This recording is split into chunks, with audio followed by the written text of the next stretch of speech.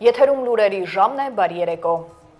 Եվ այսպես վարչապետ Նիկոլ Փաշինյանը ներկա եղել ջրային կոմիտեի ձևավորման 25-րդ տարեդարձի նվիրված միջոցառմանը։ Ելույթում Նիկոլ Փաշինյանն անդրադարձել է ջրային ոլորտի խնդիրներին, տարօրինակ համարել այն հանգամանքը, որ երկրում գյուղատնտեսական նշանակության հողերի շատ փոքր մասն է ոռոգվում այն դեպքում, երբ Հայաստանը ռեսուրսներով հարուստ երկիր է։ Խնդիրը ոչ թե ռեսուրսն է, այլ այդ ռեսուրսը կառավարելու ընդունակությունը, նկատել է վարչապետը։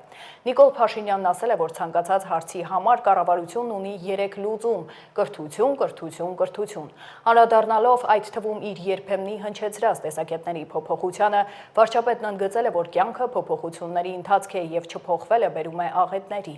Երկրի ղեկավարը խնդրահարույց է համարել նաեւ Սևանան լճից ոռոգման նպատակով ջուր բաց թողնելու որոշումները, քանի որ այն մեր երկրի պաշարն է։ Վերջում ջրային ոլորտում ավանդի համար վարչապետ Նիկոլ Փաշինյանն այս բնագավառի մի խումբ ներկայացուցիչների հանձնել է պարգևներ եւ շնորհակալագրեր։ Մենք չենք հասկանում, որ կյանքը ինքը փոփոխությունների ընթացք է,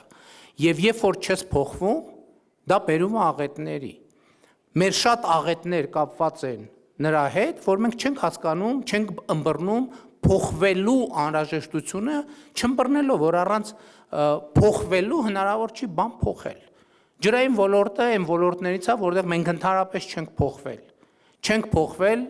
եկեք համարձակություն վերցնեմ ասել վերջին 100-ամյակներում։ Դրա համար էլ տեղում դոփում ենք եւ մեզ ոչ մի բան չի փրկում բացարձակապես։ Եվ չի փրկելու, քանի դեռ մենք չենք հասկանում, որ մենք պետքա փոխենք ջրի նկատմամբ մեր վերաբերմունքը պետական կառավարման համակարգից սկսած ժողովրդական մակարդակով վերջացրած։ Ես շատ հասկանում եմ եւ էմոցիոնալ առումով էլ հասկանում եմ մեր բազմաթիվ գյուղերում ինձ տրվող այն հարցը, թե ինչու ենք մենք պարտական վճարել մեր պապենական ջրի համար, չէ՞ որ այդ ջուրը մեր պապենական հողերի, մեր սարերից եկող մեծ պատկանող ջուրն է։ Ես նման դեպքերում մեր սիրելի քաղաքացիներին ասում եմ, գիտեք ինչ, իրականում, եթե խոսում ենք պապենականի մասին, եթե մենք պապենական ձևերով հիմա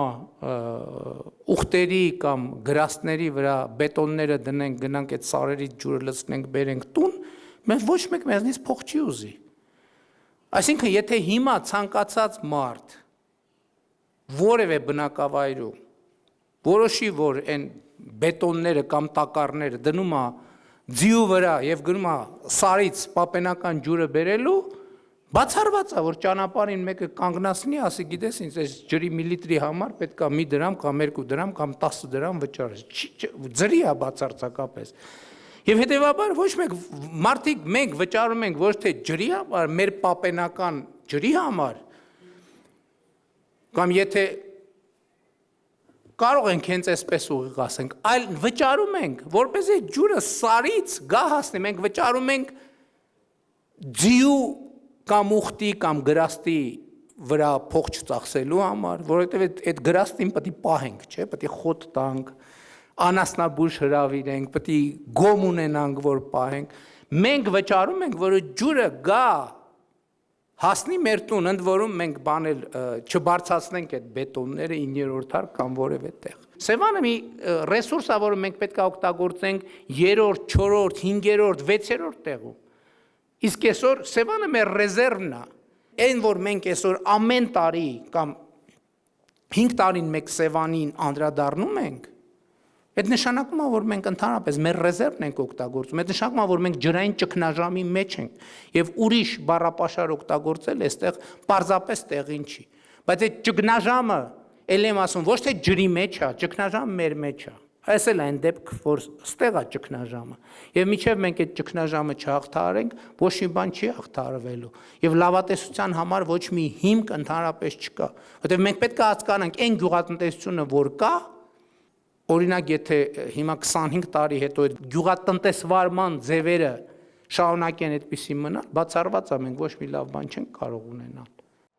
Արտաքին գործերի նախարարը Շվեյցարիայում մասնակցել է ՄԱԿ-ի մարդու իրավունքների խորհրդի բարձրաստիճան հատվածին եւ հանդես եկել ելույթով։ Մի շարք հարցերի թվում Արարատ Միրզոյանը խոսել է Վաշինգտոնում կայացած խաղաղության գագաթնաժողովի կարևորության մասին, մեջբերում է։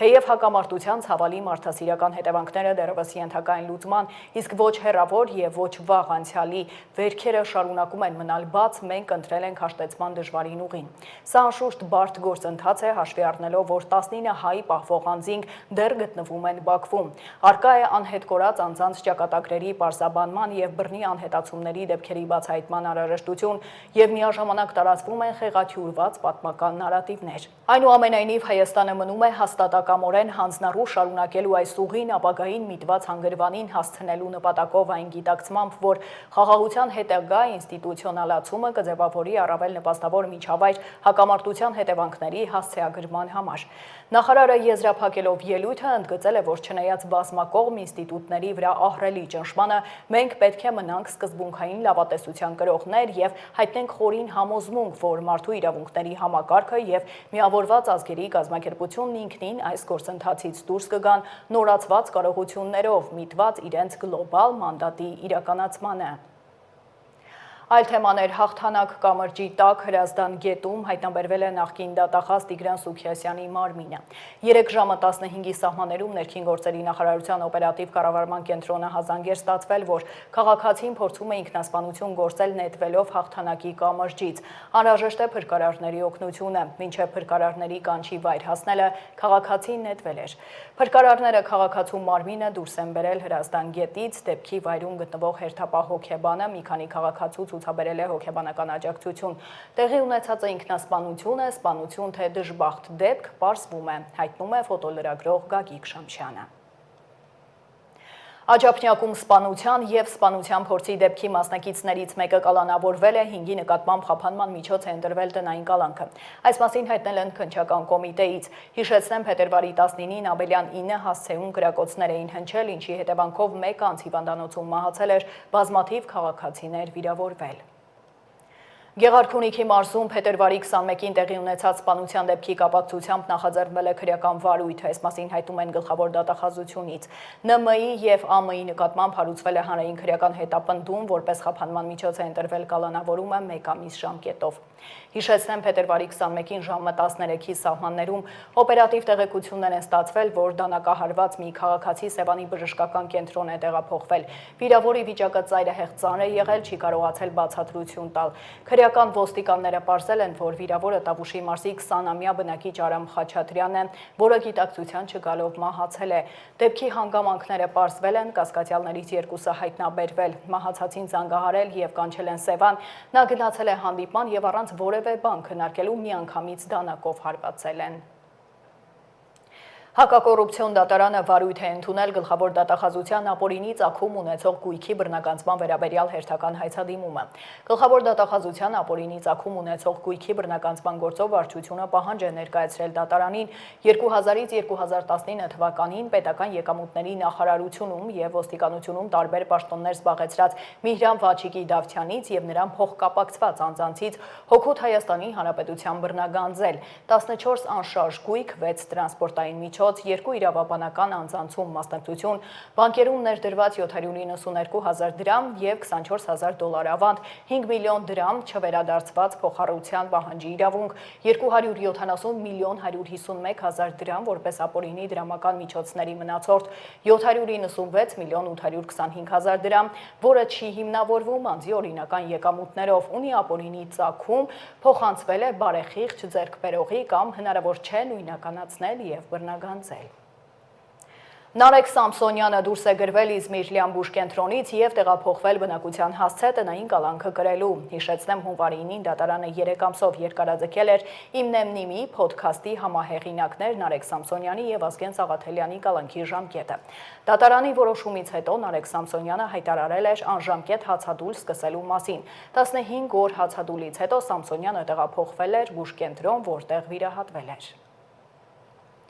Առողջապահական ապահովագրության ներդրումից հետո բժիշկների աշխատավարձը նվազել է։ Ազգային ժողովի մոտ բուժաշխատողները բողոքի ակցիա են անցկացրել։ Ակցիայի մասնակիցներն ասել են, որ համակարգի ներդրումից հետո առաջին աշխատավարձը ստացել են բավականին ուշ, այն էլ ցածր։ Նամակ են փոխանցել պահանջով, որ լսումներ իրականացվեն, բուժաշխատողները բարձրացնեն իրենց ուզող խնդիրները եւ համատեղ լուծումներ առաջարկվեն։ Ամենամեծ բացը համարում են այն, որ համակարգը ներդրվել է առանց պատշաճ իրազեկման եւ բուժաշխատողների եւ քաղաքացիների շրջանում։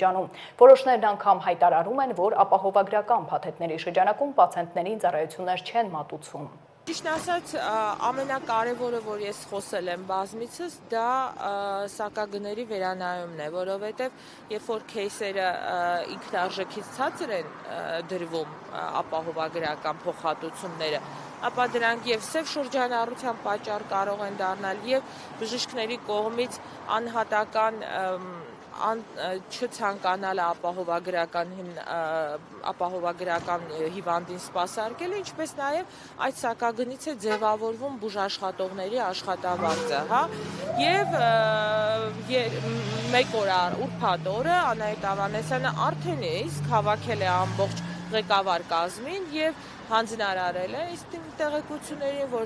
նորից ներկայացնել սակագնային առաջարկներ։ Այն հիմա շատ կարևոր փուլ է եւ դրա համար ենք մենք այսօր այստեղ խնդրում, որպեսզի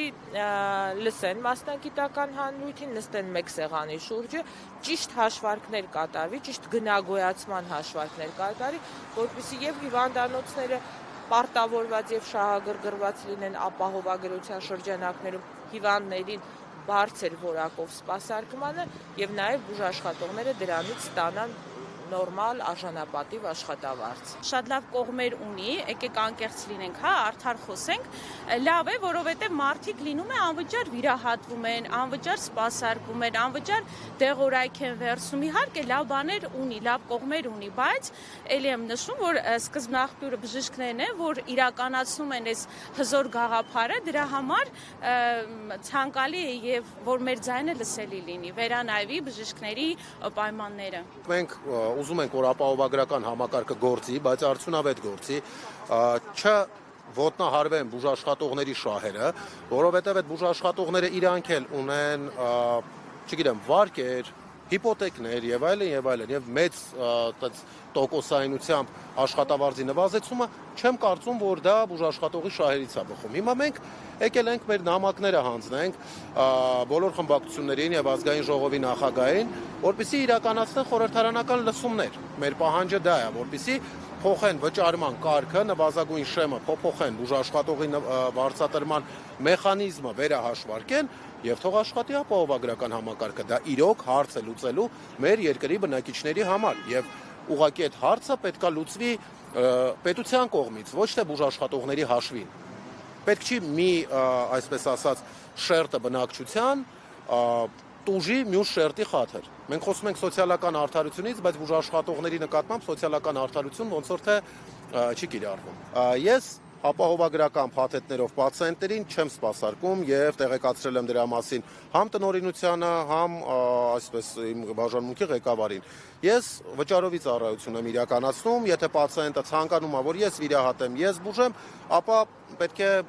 վճարում կատարի, որովհետեւ ես անձամբ չեմ իրականացնում դա։ Բժիշկները կարող են հրաժարվել։ Այո, բժիշկները կարող են իրենց համար որոշել, որ չեն ուզում դա անեն։ Տեղի է ունեցել անվերահսկելի հայկական հին շինարարական մեթոդներով աշխատանք։ Քաղաքապետն է հայտարարել, անդրադառնալով նոր Նորքում ասֆալտապատման աշխատանքների ժամանակ թերություններին ու բիտում չօգտագործելուն։ Ավինյանը բարկացել է, հարցրել, թե ուր էին Նորքի ինժեներները, երբ առանց բիտում ասֆալտ էին լցնում։ Ընկերությանը կարգի բերելու կոչ է արել, նաև հանձնարարել փորձանմուշներ վերցնել ու փորձաքննություն իրականացնել։ Բիտումի հետ կապված պատմությունը ինչ էր վերջը։ Պարոն քաղաքապետ, մեր մոտ դեպք է տեղի ունեցել Վարդանանց փողոցի վրա եւ այլ փոքր մասշտաբի կրկին դեպքեր ունենք, որոնք ուղղակի չեն Facebook-ում չեն հայտնվել, որոնք մենք գրանցում ենք, այսինքն մեր պատասխանատու ինժեներները, որոնք այդտեղ են եւ գրանցվել են, որոնք միանշանակ ներկայացել են ապրելու։ Ձեր պատասխանատու ինժեներները հասկացանք, բայց Նորքի պատասխանատու ինժեներները ուր էին, որ առանց բիտում ասֆալտ էին լցնում։ Պարոն Սևոյան, պարոն քաղաքապետ, իրանք տեղում են եղել, երկու տեղով ենք անցկացրել այդ օրը, Թոթովենցի եւ Հովանեսյան փողոցի վրա։ Այդ բանին լցրել են ընդհանուր կամազից դատարկել են, որ ասենք տեղափոխեն։ Այդ նկարահանումը հենց այդ բանին է տեղի ունեցել։ Այդ տվյալ տեղը բիտումով ասֆալտ է արված եւ վերված է պատշաճ կարգի։ Այդտեղ բիտումով ասֆալտ է արված։ Այդ նույն տեղում բիտումով ասֆալտ արված նկարները կան։ Բա ինչի չէին արել բիտում մինչև ասֆալտը լցնել։ Այդ հատվածում իրանք թոթովենցի ընդհանուր ծավալը մեծ էին վերցրել շինարարները։ Վերևից ասենք թափելով գալիս էին դրա համար։ Չեմ հասել են այդ հատվածը։ Նկարանը տեղի ունեցել։ Ինձ թվում է նկարանումը տեղի չի ունեցել, տեղի է ունեցել անվերահսկելի հայկական հին շինարարական մեթոդներով աշխատանք եւ Բալահովիտ 1 ընկերությունը Բալահովիտ 1 ընկերությունը թող մի հատ իրան կարգի բերի։ Որովհետեւ չէ, պարոն Սևոյան, հրավիրել պետք չի, պետքա մարդ դնել հետները, որովհետեւ երբ որ չկա վերահսկողություն, բարձվում է աշխատանքը ով ոնց կարա ինչ որ մի բան պակաս անելու է անպայմանորեն ու դա վերաբերում է բոլոր վարչական շրջաններին բայց ասենք շին բարեկարգումը նույնիսկ գիշերով են իրենց աշխատակիցները կողքները կանգնած ասենք օրը ցերեկով չա նշանակում ասենք մի մարդ չունեք գնա կողքները կանգնի տենա ինչ են անում կամ լավ ասենք որ դառնա էլի ասենք բիտումի վրա 2 կոպեկ ավել փող ասենք վաղը չեն ունենա այլևս պատվեր իրանք գիտակցում են դա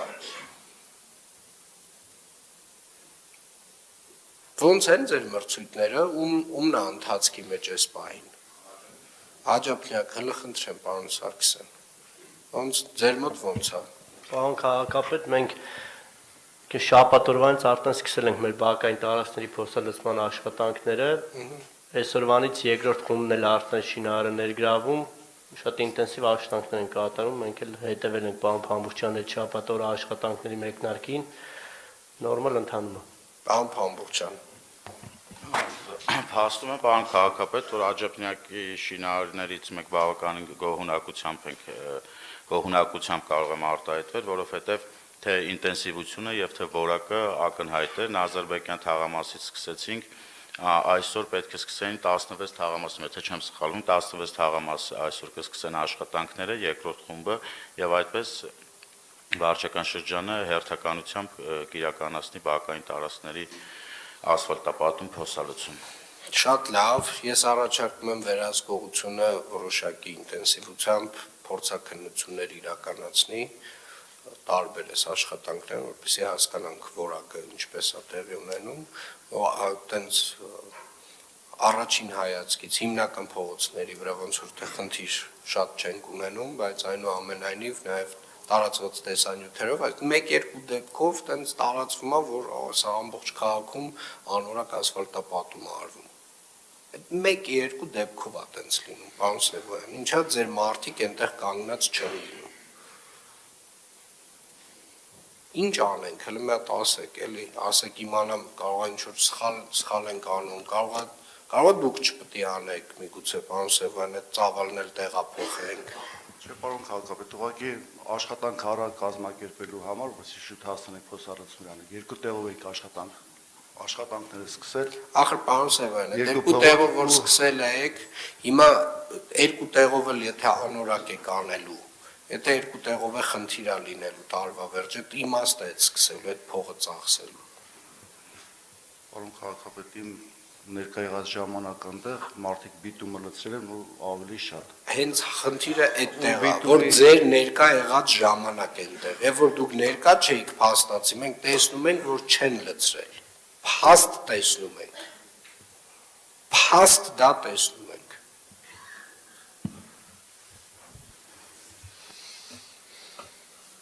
Պարոն Մարգարյան, խնդրում եմ բոլոր արվող աշխատանքներից տարբեր հատվածներից փորձանմուշներ վերցնել ու փորձաքննություն իրականացնել։ Աջափնյակի մետրոյի կայարանի հատվածում լինելու է բիզնես կենտրոն, որը մեղմելու է կայարանի կառուցման համար արված ծախսերը։ Քաղաքապետարանի գործակարգավարական խորհրդակցության ժամանակ ասել է քաղաքապետ Տիգրան Ավինյանը։ Անդրադառնալով աշխատանքներին, քաղաքապետի խորհրդականը հայտնել է, որ մրցութային կարգով դիմաց ընկերություններն իրենց առաջարկելու են կայարանի հարակից տեղանքում հայեցակարգային լուծումներ, ինչպես քաղաքաշինական բովանդակությամբ, այնպես էլ ներդրումային ծրագրի բիզնես քեյսի մշակմամբ, որով կարող է ներդրումային փաթեթ ձևավորել։ Դեռևս անցյալ տարի ձեր կողմից հանձնարարություն ա եղել Աջափնյակ վարչական շրջանում քաղաքաշինական ներդրումային ծրագիր մշակել եւ մրցութային գործընթաց սկսել, որ Սուրմալուի մետրոյի կայարանի ներդրումային ծրագրի անալոգիայով եւ այդ ուղղությամբ աշխատանքներ են տարվել հիմա Կարևոր հատվածներ, էլի Աջափնյակ մետրոյի կայարանի Այո, հարող տարածքում, այո։ Հա Երբ փուլ մրցույթ է կայացել, նախավորակավորման փուլի ընթացքում դիմել են թվով 7 միջազգային եւ տեղական ընկերություններ, երկուսը որակավորվել են, արդեն ուղարկել ենք որպեսզի առաջարկներ ամբողջական ներկայացնեն եւ մարտի 3-ին վերջնաժամկետն է առաջարկների ներկայացման, դրանից հետո արդեն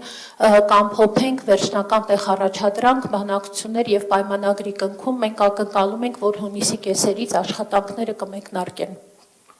Շատ լավ, մեր պահանջները այս ծրագրի հետ կապված, ինչ են մենք նախնական մեր պահանջները մեր տեղ առաջադրանքով, ինչի մասին է, ինչ են առաջարկելու այս որևէ մի ընկերությունը։ Մեզ առաջարկելու են հարակից տեղանքում որոշակի ռադիոսով հայեցակարգային լուծումներ, ինչպես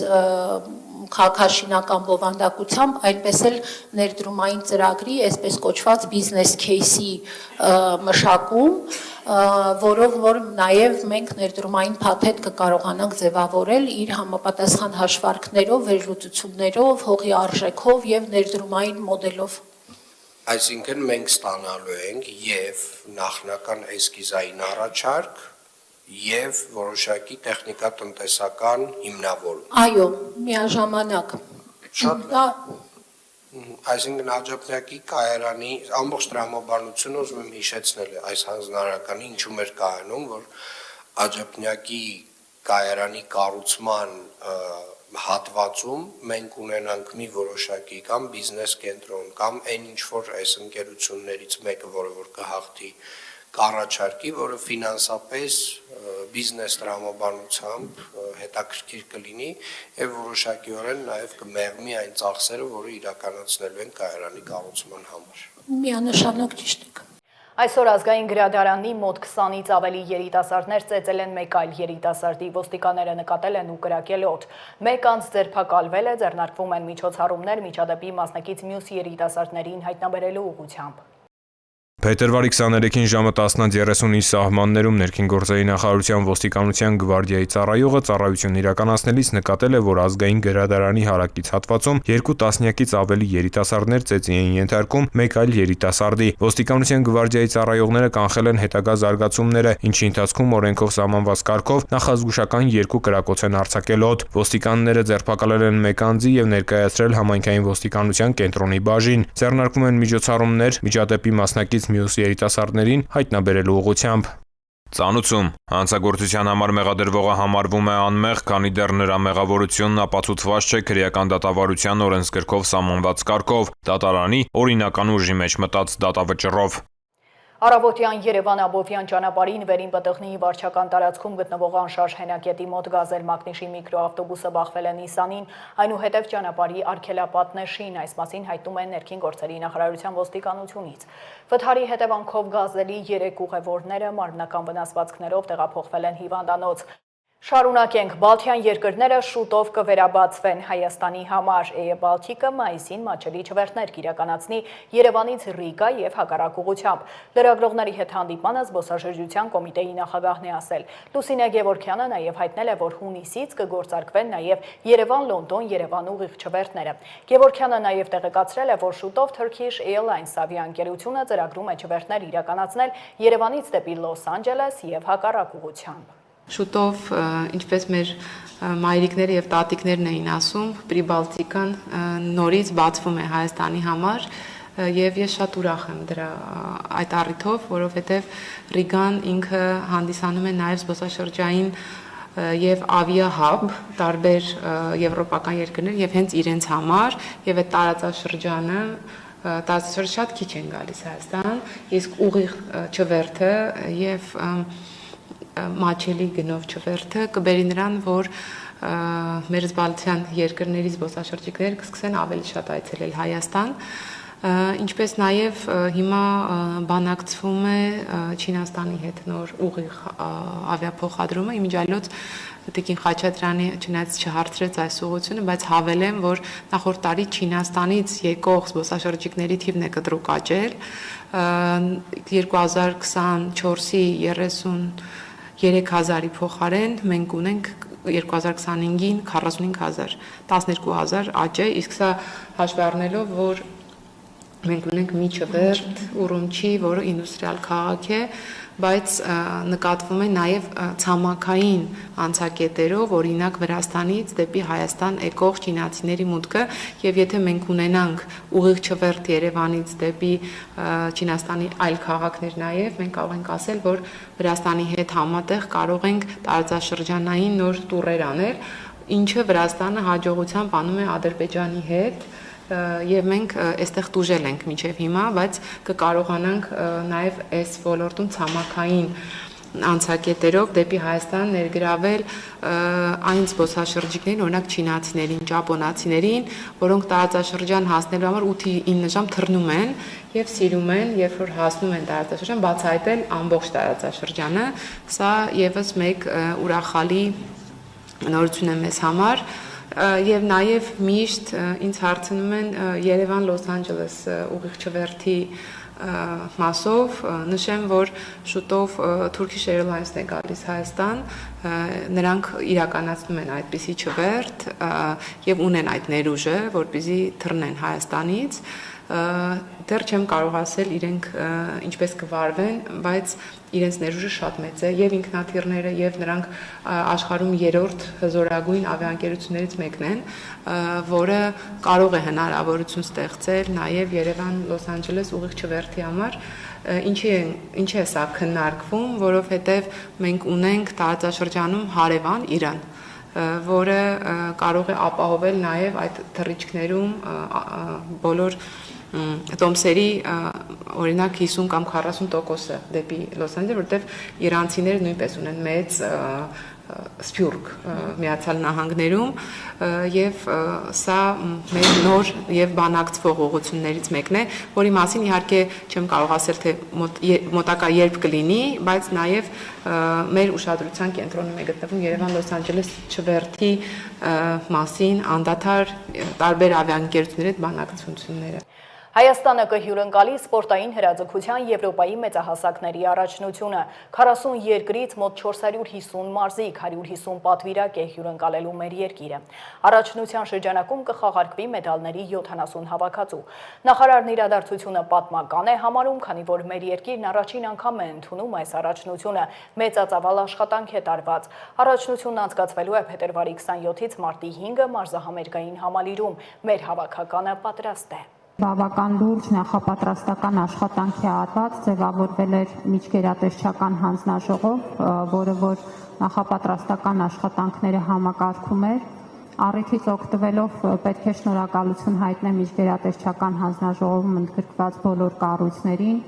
իսկապես արդյունավետ համագործակցության համար, հատկապես քանի որ խոսում ենք հրաձգության մասին, այստեղ կարող ենք պատկերացնել, որ որոշակի յուրահատկություններ կային նաև անհրաժեշտ թույլատվական փաստաթղթերի եւ դրանց ընթացակարգերը կարգավորելու։ Կարծում եմ, որ մենք առաջնության օրերին նաեւ առիթներ կունենանք մեր մարզիկների, մեր հավաքականի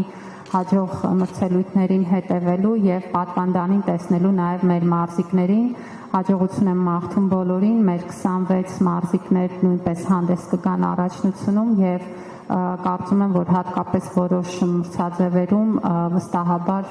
հուսով եմ, որ կունենանք նաև հաղթանակներ ու հաջողություններ։ Հավաքականը շատ լավ պատրաստվում է եւ արդեն պատրաստ է։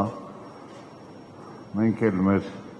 Եվրոպայի կոնֆեդերացիայի ընկերների շնորհիվ նաև շատ մեծ աշխատանքներ ունեցանք այս միջոցառումը իրականացնելու համար եւ դրա համար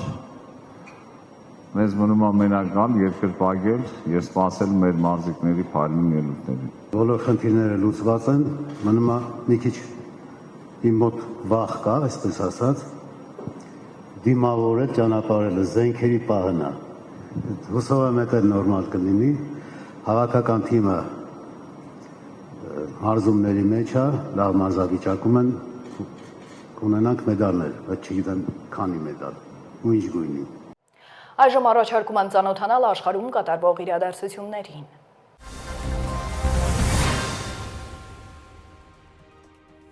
Օմանի արտաքին գործերի նախարար Բադր Ալ-Բուսայիդին հայտարարել է, որ Իրան-ԱՄՆ բանակցությունների հաջորդ փուլը նախատեսվում է անցկացնել Ժնևում փետրվարի 26-ին։ Այս մասին Ալ-Բուսայիդին նշել է X միկրոբլոգի գրառման մեջ։ Ուրախ եմ հաստատել, որ ԱՄՆ-Իրան բանակցությունները նախատեսված են Ժնևում այս հինգշաբթի։ Դրական ազդակով գործարքն ավարտին հասցնելու ուղղությամբ լրացուցիչ ջանքեր գործադրելու համար, նշել է նա գրառման մեջ։ Փետրվարի 22-ին Իրանի արտաքին գործերի նախարար Աբբաս Արաղչին հայտնել է, որ հնարավոր է փետրվարի 26-ին Ժնևում բանակցություններ անցկացնի ԱՄՆ-ի հետ միջուկային ծրագրի վերաբերյալ։ ԱՄՆ-ն եւ Իրանը այս տարի արդեն անցկացրել են բանակցությունների 2 փուլ։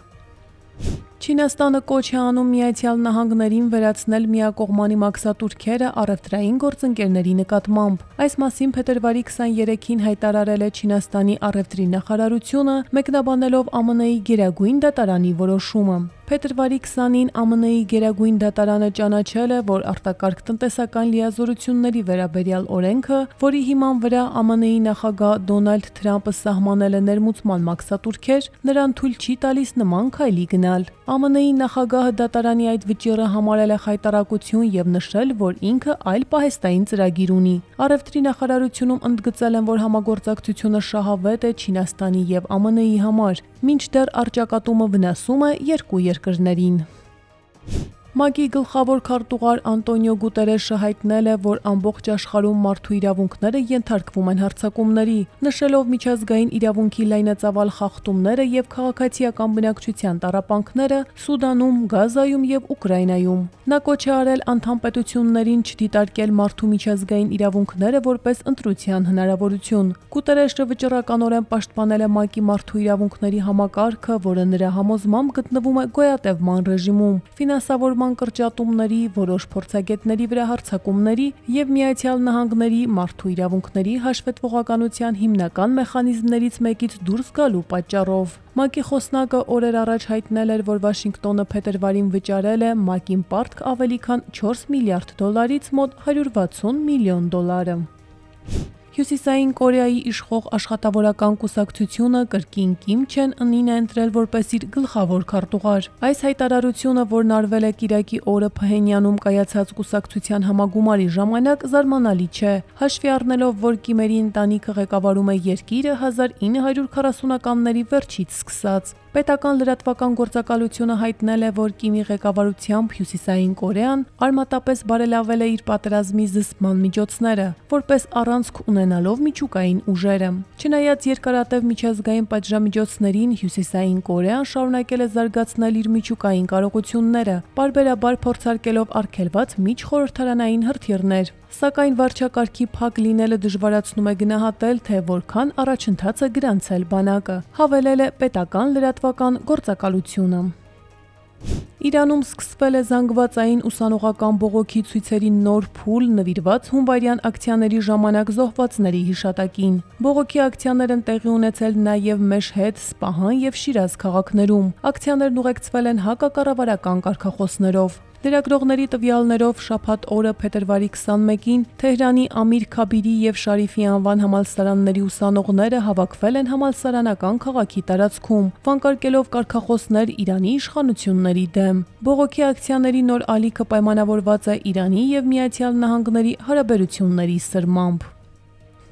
Մեքսիկայի առնվազն 5 նահանգներում զանգվածային անկարգություններ են բռնկվել երկրի Խալիսկոյի նոր սերունդ թմրակարտելի առաջնորդ Նեմեսիո Օսեգարա Սերվանտեսի հայտնի որպես Էլ Մենչո սպանության մասին լուրերից հետո։ Փետրվարի 22-ին Մեքսիկայի պաշտպանության նախարարությունը հայտարարել էր Խալիսկոյի նոր սերունդ խոշորագույն կարտելի պարագլխին բռնելու գործողության անցկացման մասին։ Ռազմական գերատեսչությունը հայտնել է, որ գործողությունը տեղի ունեցել Տապալպա քաղաքի արևմտյան մասում։ Էլ Մենչոն մահացել է ստացած վերքերից հիվանդանոց ուղղաթիռով տեղափոխվելիս։ Պաշտպանության նախարարության տվյալներով կարտելի եւս 4 անդամ զոհվել է, 2-ը ծանր վիրավորվել։ Վիրավորվել է նաեւ 3 զինծառայող։ Մեքսիկայի պաշտպանության նախարարությունը նաև նշել է, որ Միացյալ Նահանգները տրամադրել է տեղեկատվություն, որը նպաստել է գործողության անցկացմանը։ Այս գործողություններից հետո Մեքսիկայում սկսվել են անկարգություններ։ Խալիսկոյի նոր սերնդի ներկայացուցիչները տարբեր քաղաքներում հրկիզում են ավտոմեքենաներ, արգելափակում են ճանապարհներ, հարձակվում են ուժայինների վրա։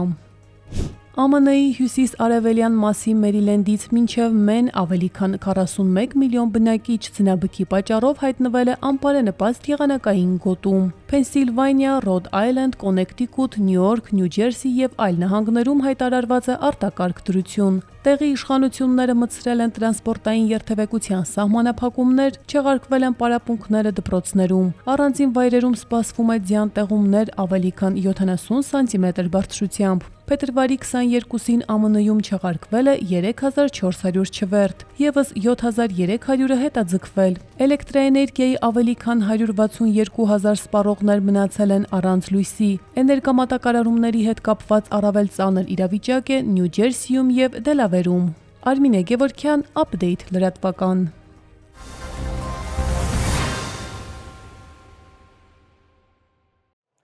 Եվ եղանակ վաղը գիշերն առանձին շրջաններում սպասվում են տեղումներ, լեռնային եւ հովտային հատվածներում անձրևի, լեռնային շրջաններում ձյան եւ ձնախառն անձրևի տեսքով։ Օդի ջերմաստիճանը փետրվարի 24-ից 27-ը ցերեկային ժամերին ամբողջ հանրապետությունում կնվազի եւս 5-ից 8 նիշով։ Այսքանը թողարկումից հետո վերլուծությունն է, որից անմիջապես հետո Միացյալ Նահանգների մեր գործընկեր Արուսյա Գրիգորյանի հարցազրույցն է վարչապետի գլխավոր խորհրդական Լիլիթ Մակունցի հետ, բաց չթողնեք։ Իսկ ես ձեզ հրաժեշտ եմ տալիս, հաջողություն։